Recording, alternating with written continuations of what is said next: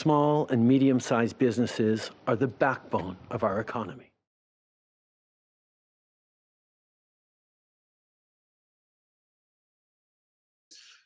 I'm Dave from the BackBone Small Business Podcast, speaking with small business owners all over the place. And today, I've got the good fortune of speaking with Lance Manywounds, and he owns Sol Crossfit in Phoenix, Arizona. Lance is also was born in Canada, so he's got experience on both sides of the border, and he's going to help talk to us about not just the gym and what he's done to be able to maintain and maybe even grow his business, but we've got other questions we're going to ask.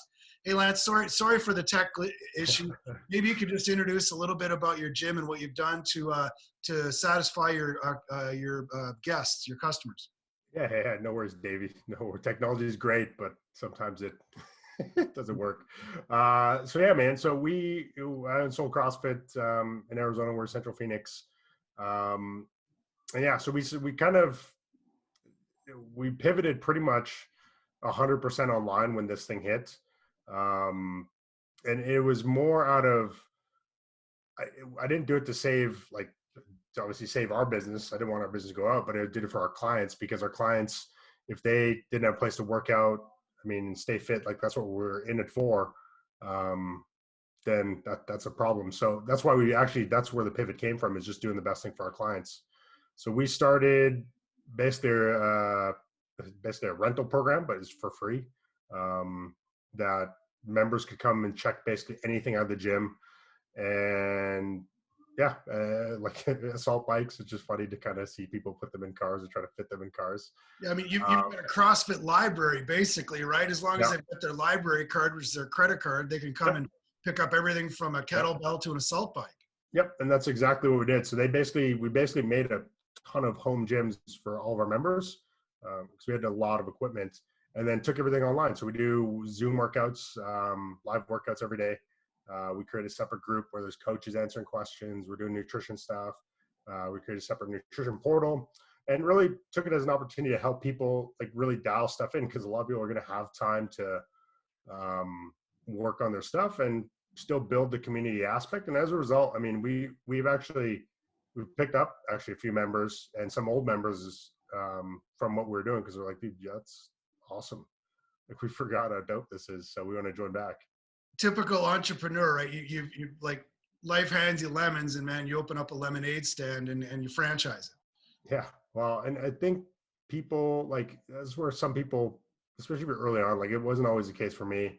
But I learned as you get further into business and entrepreneurship, if you always do the best thing for the client, take care of them, just absolutely wow them, and just put their needs first, then your needs will be met more than 10 times over, because you'll have raving fans. And that's the key, right? So do the best thing for people. And that's what allowed us to transition to where we were, and what made it easy. We maintained 98%. And we told anybody, if you're having financial hardship, let us know, talk to us. We're family. We'll help you any way we can, and do anything we need. I've given out a ton of toilet paper because we ordered it from wholesalers, and finding toilet paper, that's what's so funny with the coronavirus, right? The symptoms are fever, sore throats, fatigue. Nowhere in there does it say diarrhea. So everybody's hoarding toilet paper. I don't know, but yeah, anyways, random tangent. Made me think. Yeah, I know it has been interesting for sure to see what people are panicked about. I get it, the toilet paper and kitty litter, I understand it, but the sky isn't falling. Yeah, I know. In this thing. So now you are also involved in two other business ventures. One is real estate. You've been buying and selling homes with your wife for a number of years, correct? Mm-hmm. Yeah. So we started, once the gym got going, but now going on 7 years, 2013, about a year and a bit later, we started flipping small homes. And then that over time, gradually, because it kind of started out as just an idea, we were like, oh, that looks cool. HGTV, that looks fun. We're going to do that. So we started out flipping small homes and gradually built, and now we do multi-million-dollar flips. We have one on the market right now for $4.5 million, which is it's interesting because the market's doing a thing right now. So we do that, and then we started recently within the last year a company called L2 Capital, where we moved a lot of our investors and raising funds for multifamily partners to buy buildings and partner with them. So So that's you've our got, sorry, hang on one second. You've got, sorry to interrupt.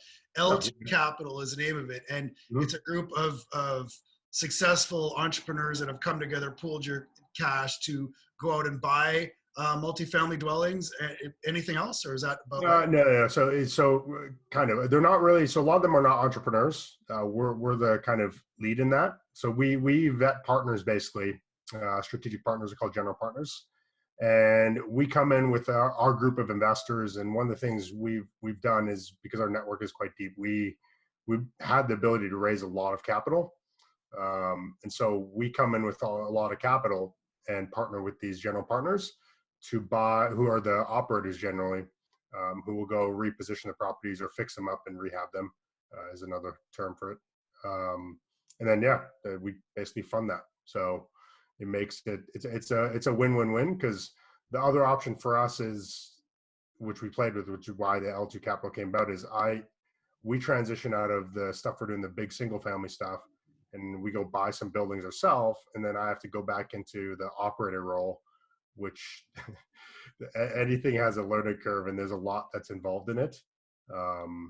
And so this is a better set of setup for us, because I can do all the things that these general partners do from a building perspective, but we're able to lean on their expertise, and we're able to basically raise funds and help them at the same time, and help our investors make a good turn and us make good money as well. So, but now you've got it. You're in a situation where you've got all this capital tied up, and you may or may not be able to deploy it. And you were also telling me, touching on a story about a business associate, I believe, of yours, who is in a situation where COVID is hitting him because he's the landlord for the small businesses, and because the small businesses are closed, the staff aren't able to get paid, and so it's this cycle. Maybe you can explain what somebody in that position is up against. Yeah. So first part, the question. Yeah. So our homes, obviously, nobody's buying anything, so that's just sitting there. So it's a $4.5 million house just on the market in Paradise Valley. So it'll sell eventually, but we kind of prepped for this. We had a hunch things were going to shut down. And then L2 Capital, we basically put the brakes on everything, because we want to see how things play out, because there's a lot of underlying things creeping up that most people are not seeing. They just see the coronavirus for what it is. And they're like, oh my gosh, people are going to die, and I don't want anybody else to die. But it's really the damage to the economy that it's crushing the economy. Like, people don't even realize what's coming. Like Q2, we're going to see stuff we've never seen in our lifetime before, like possibly 25 to 40% contraction in the economy. So that being said, what's kind of fueling this, and this is just one area, but obviously you have employees like right here, right? Who are out of jobs. And then small business owners, there's 30 million small business owners in the country, or small businesses, and they employ a lot of these people. And those people above these guys, so these guys rent from these people who are high net worth individuals. These high net worth individuals, these are people with like $10 million and above net worths. They own a lot of the buildings that these small business owners are in.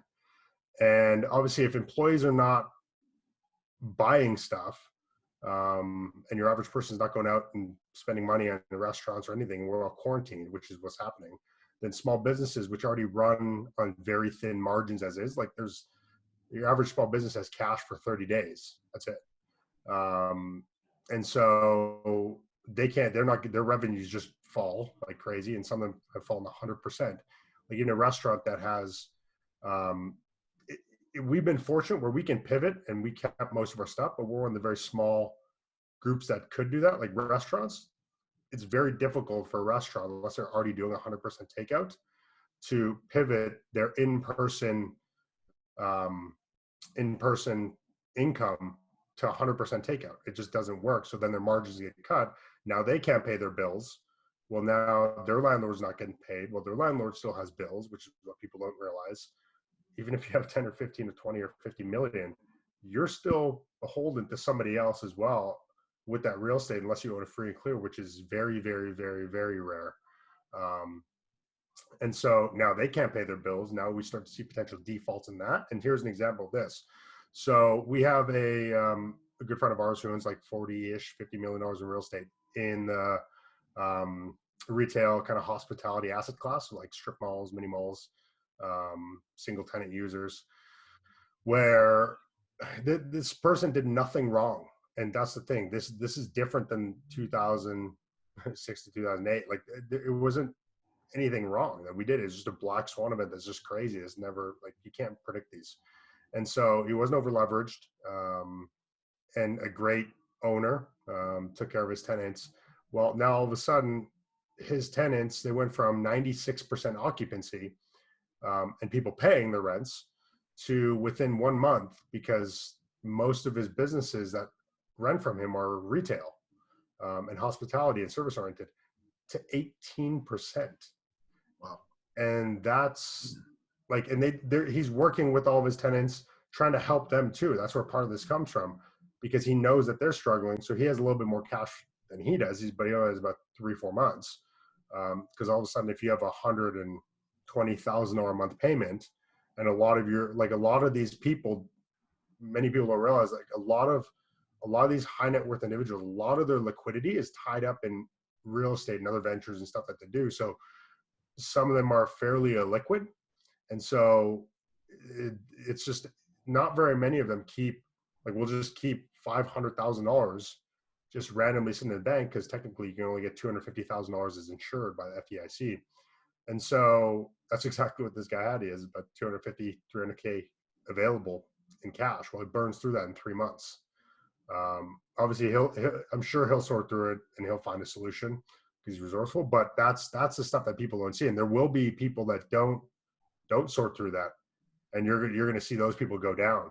And the longer this thing plays out, obviously the worse it's going to get. I think people realize that, but we've already stopped the machine, and there's lag time in this. So if you think of the US as the biggest cog in the world, if you stop that cog, it's not like it just starts spinning really quickly again. It just doesn't. And so there's a lot of lag time in getting everything up, and then buyer patterns are going to change. We've already seen this in Beijing and Hong Kong, where they've already started to open it back up in China, where there's like theaters opening up at 50% capacity. There's restaurants that are still doing 50% capacity because they still spread people up, because people are still scared. And so that's could be the norm for a significant amount of time in the future. And if you do that, then even all this stimulus on the backside, like all the stimulus to these small business owners, and this is a conversation I had with many people, is it's great, but you get these deferral on your payments for 3 months or 5 months or whatever it is. You still owe that, and you roll it into your loan. But if your margins on your business are already, say, 10%, which many small businesses run, then you have, even if you have 15% drop in traffic, which is not an unrealistic thing, then you're running in 5% negative, plus you still owe these back payments. And so you start to see all the snowballing effect of what's going on. And this is just, that's the economic side. Like, you can't just stop the world's economy, and we did. We had to, but yeah, we definitely had to. And I've been speaking with people through the podcast. We've done a series, a 3-part series, task force that was put on by an accounting firm locally here. And that was the conversation that we had, is that there is a point at which somebody's got to pay the piper. So that maybe leads into in Canada, what's happened, and I'm sure you've been made aware by your family, is the federal government has stepped in and said, look, we're going to write checks to everybody that paid taxes last year as an employee, or didn't pay taxes, was a business owner, in the traditional sense. So we're going to write those people a check for $2,000 a month for up to 4 months. So that's an $8,000 Band-Aid solution for small businesses like ours. Apparently there's a program that's out there, hasn't been rolled out, the details yet, but it's a $40,000 Band-Aid, if you will, $40,000 loan, a quarter of which will be forgivable if providing you pay it back within about an 18-month period. But again, it's got to be paid back. So that's the real hard conversation in the mirror that a lot of business owners are going to have, which is this something that we want to do? Do I want to go further in debt for this business? This could, and this will shut down a lot of businesses. Yeah. You know, could it benefit anybody? Potentially. I mean, if you're not an entrepreneur, you look at it, a restaurant is closed today, another restaurant opens up in 6 months, you think, well, no big deal. One closed, another one opens. But if your CrossFit gym gets taken over, that's Lance's family that's impacted. And then somebody else might open up, you know, an Orange Theory in the same space. So their family benefits, but your family's taking the hit. It's a heavy burden to bear. Yeah. And I mean, that's what my wife and I talk about a lot, especially in recent times. It's like anybody who's been a business owner of any size or started a business, had it succeed or fail or whatever, if you try, all the more power to you, because it's a battle, man. Like who in this is basically business ownership. The longer you're in business, the more likely you are to die. Like that's true. Like with something like less than 1% of all businesses make it 10 years and 5% make it like 5 years. I mean, so, and it gets less and less likely you survive the longer you're in business. Like who wants to do that? But that's what we do. Us. Yeah. And so like, we, you know, yeah. And so, but we do it because we just enjoy helping people, and it's our calling. But yeah, I mean, so I hate seeing any people go out, and that's the hardest thing about this, right? Is we've already had a couple members in the gym who, because our demographic is basically small business owners, executives, professionals. That's pretty much who we serve in our area. We've already had two go out that said they're not even going to open back up in their restaurants, and that's just a really hard thing, because I know the effort that goes into starting a business and what it takes to actually do it. And it's tough to see that. And that's exactly what we're going to be faced with. Like, bottom line, the US economy and the world economy will come out better for this on the backside. It's just, there's the short term is going to be, there's a lot of pain that's going to occur within, I mean, families losing people, businesses getting crushed and just disappearing. There's going to be a consolidation of industries. You're going to see more small businesses get gobbled up by other ones. And so, yeah, I mean, that's really what's going to happen. And it's a terrible thing to say, because yeah, it's a Band-Aid on a broken leg, to be quite honest. Some of these programs like ours, and the likelihood that you can get these programs even in the States, like ours is, I think, I can't remember how much ours is, but there's 30 million business owners in the US. 10 billion, here's an example, was earmarked to Wells Fargo, which is, I think they're the largest bank in the States by location anyways. They have 10 billion, and you can go apply for the program. That was Friday. They received so many applications that they stopped taking applications because they already earmarked all of it out. So now if you're a small business owner, you're not even going to get that. So who knows how many people are going to get those things. Ours are forgivable if you use them towards rent and paying your employees, and you have to prove it. Sorry to interrupt. What part of it is forgivable? Is that a state of Arizona or a federal thing? All of it. No, federal. So all of it. So say hypothetically I get a $25,000 loan. So here's an example. We have some full-time employees in the gym. If I'm able to get this, which you have to apply at the bank that you have your business account with and your relationship, ideally. So Wells Fargo holds all of our real estate accounts, but I've always used BMO Harris, which is the US version of Bank of Montreal in Canada, for our gym. And so they haven't had their program out yet, but Wells Fargo had theirs. And so I would apply for basically, I believe it's 2 months or 3 months of the amount of your payroll that you can get, and you get 200% of that, I think, or 3 months. It's like 1 month and you get 300%. I don't remember what it is, but of whatever your payroll is from the previous trailing 12 months. And so you can use all that money. So say just as a round number, mine was 25,000. I could use that to keep my employees on. So that takes care of my staff, my payroll. And then I can use it to pay rent as well. I'd have to show down the road later through accounting that every single cent of that went towards those things, because I can't just go use it frivolously on something stupid, which you shouldn't. But then at that point, it would be completely forgivable and turn into a grant. The problem with this is, well, look at Wells Fargo. They're already gone. I mean, there's way more people at Bank of Wells Fargo, business owners, that need access to that, but they only had 10 billion and it was gone in less than a day. And what's the timing going to be on some of these? And so we just said 30 days cash is what a lot of small business owners have.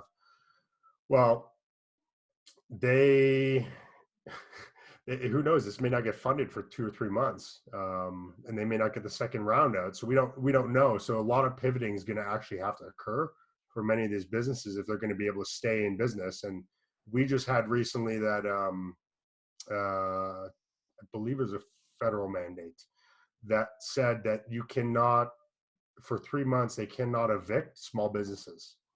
So landlords must put a hold on evictions of small businesses for 3 months.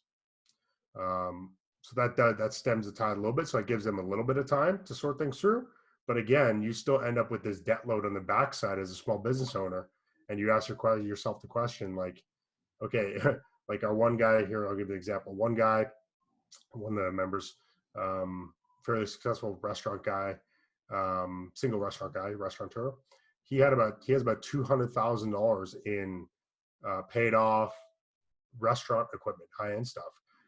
Now he can fight his way through this, or is he better off just taking all that equipment, closing down, stick it in storage, and then selling it on the backside? And now he makes, say he gets even 50, 60% of that, which is probably realistic.